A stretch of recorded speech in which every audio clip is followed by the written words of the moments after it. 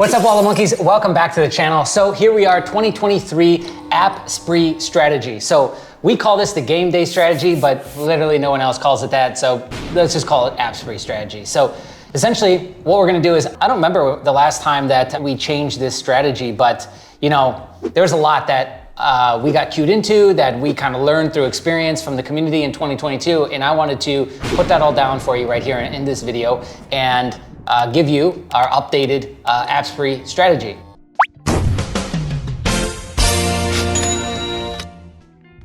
Let's dive into it. If you've gone over to the page, we'll have it right up here so you can check it out with us. It is 13 steps essentially. And there's only a couple that I would change on here, and one that I'd probably pretty massively change if I'm being honest. And again, that's just based off of the trend that we've seen. FICO 10 is out, it is affecting things. And so we have to change our approach based on that, right? So let's go through it together. Shout out to this video sponsor, us. Yes, that's right. We recently launched our credit mastermind.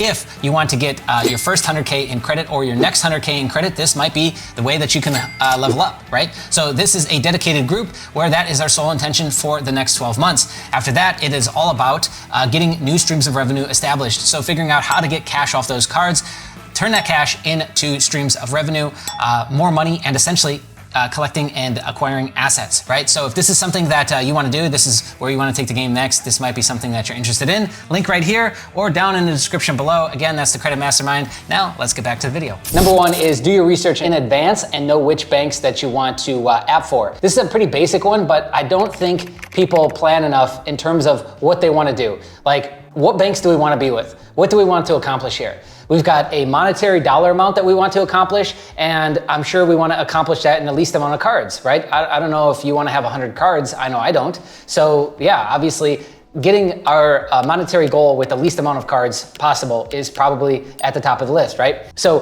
what banks can we, what banks do we want to do business with, right? That choice and that decision needs to be made before we move any further, right? And then based on that, the good news is that we've got dedicated guides on just about every single one of the big banks that you could want to get involved with, or you could join the Discord and catch up on everything that we've got in there, and you would be pretty queued up. Like, you're gonna know exactly how to get in there, and then from there, you can, use your credit profile, analyze that, and decide, right? Number two, have your credit profile cleaned up and any charge-offs or any derogatories removed. At least give that one billing cycle to take effect. I would say 2 billing cycles, because a lot of times it's delayed. Like, for example, Amex and a couple other banks, they pull your score internally and it's a soft pull. They're pulling from months ago. They're pulling from 2-3 months ago. So if you're just waiting one billing cycle and then you go and try and get like your second card with Amex, you're gonna get denied because they're pulling from that older, usually lower, in this case, if you had to do cleanup, score, right? Okay, so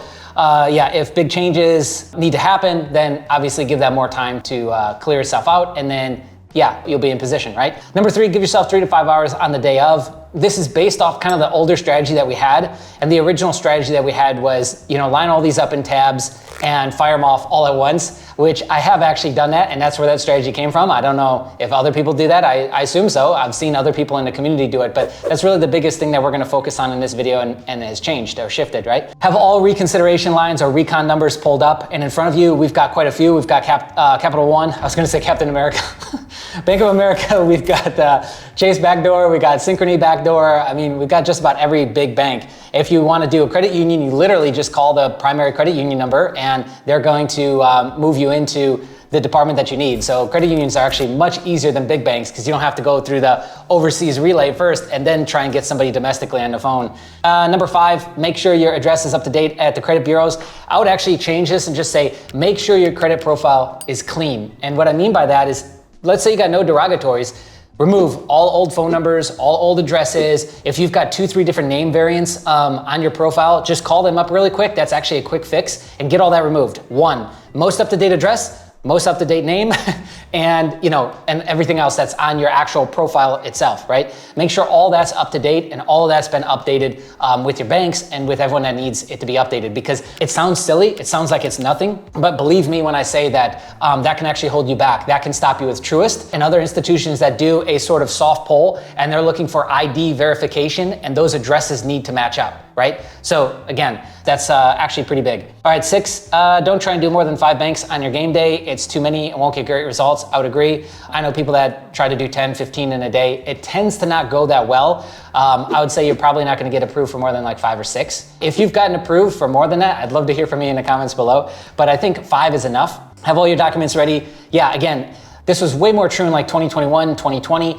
Not so much anymore. A lot more banks work off of stated. If you already got a relationship, you can usually get in with stated. But if you're going for credit unions, if you're going for new institutions that you have no real history with, then you're gonna wanna have all your documents together. You know, usually it's W-2s, pay stubs, things like that, right? Have all that ready because a lot of them, credit union wise, especially work off of old school fax still. So you're faxing this stuff in or emailing it across unsecured email, which is also silly. So anyways, have that ready. That's the 7. 8 is open up all the credit card sites in a browser. I would say don't do this. And instead, number 9 is check out bank offers with the pre-qualification list. So you'll be seeing that right here. We have an entire page with over 30 pre-qualification links. What this means is that you can go to the bank website, see if you pre-qualify with a soft pull. So they will not pull your credit and it'll tell you if you can get a card with them or not. Now, the odds and likelihood of these turning into approvals vary greatly from institution to institution, but it's a great start.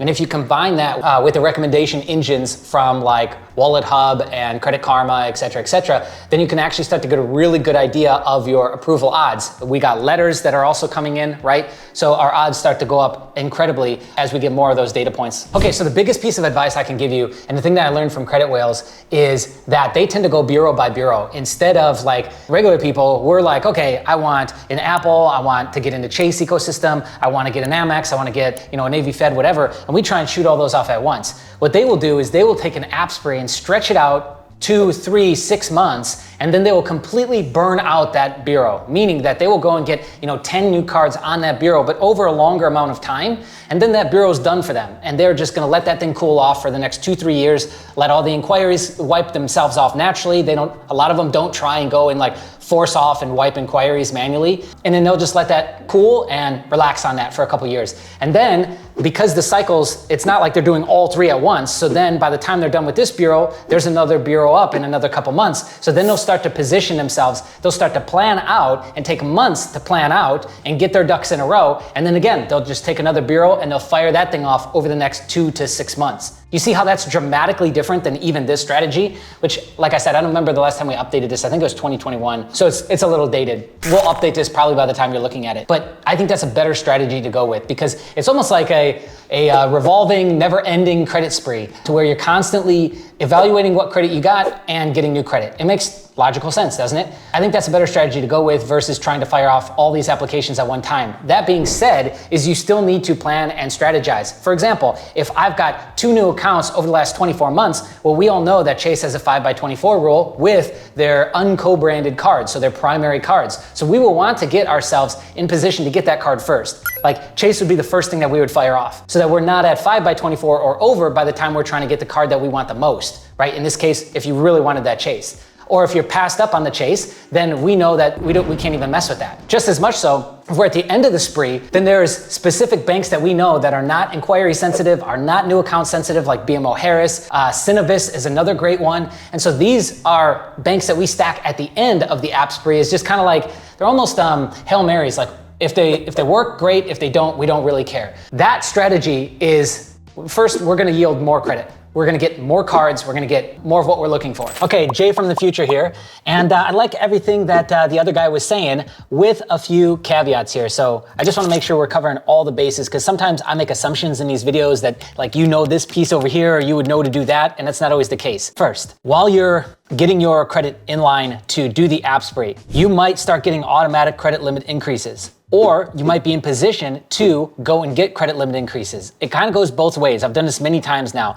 So let's say you go out and you pay down your cards and you get your utilization below 10%. Your score is gonna see a big jump usually, especially if you were over 30%. Then what's gonna start to happen is creditors will automatically give you credit limit increases. let those hit for a statement and then go after new credit, because that will do nothing but help you. It's showing larger limits on your account now so that the new cards that you're about to get will have hopefully higher limits on them. But also too, like, don't rush that. Give that enough time to do its thing. And also too, you could go after that yourself. So if we're seeing like one statement go by and we're still waiting for things like Amex and everything else to really like to set in so that all the bureaus across the boards are up, right? So let's say just one or two bureaus to score pumps. Well, if I know that a CLI is gonna get pulled from that bureau, why don't we just go ahead and pull the trigger on that? So then again, I'm doing this in like incremental steps. Again, the whole thought process here is to get away from like this whole one day thing, all this stress, all this pressure on one day. Let's just stretch it out. So if one bureau starts to pop and you know somebody's gonna CLI off that bureau, go ahead and ask for a CLI. And again, you can go through the site. We've got all this well documented so you can get your game plan together. So then it's like incremental steps.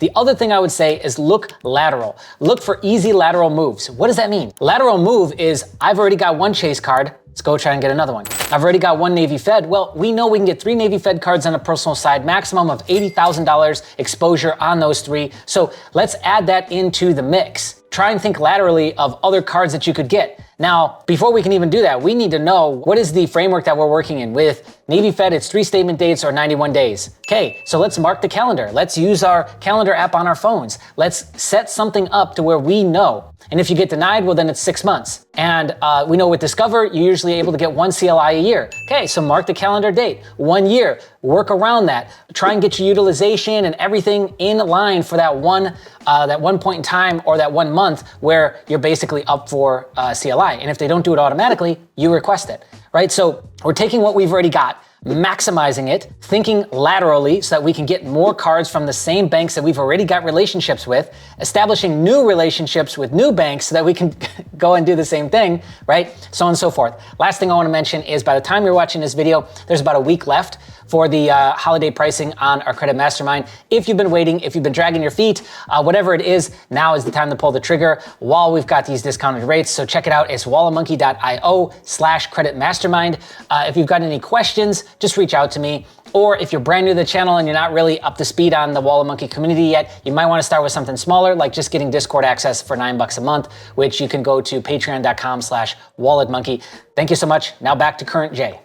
I think this strategy is much, much better than what we'd even adhered to for a really long time. And we noticed that and applied that all through 2022. So there's a ton of data that we've got, a ton of experience that we've got utilizing this strategy as a better way to go, right? So anyways, that is our updated 2023 app spree strategy. I'd love to hear what your strategy is below in the comments. If you like this, if you got something to say, love to hear from you below. Thanks for watching. See ya.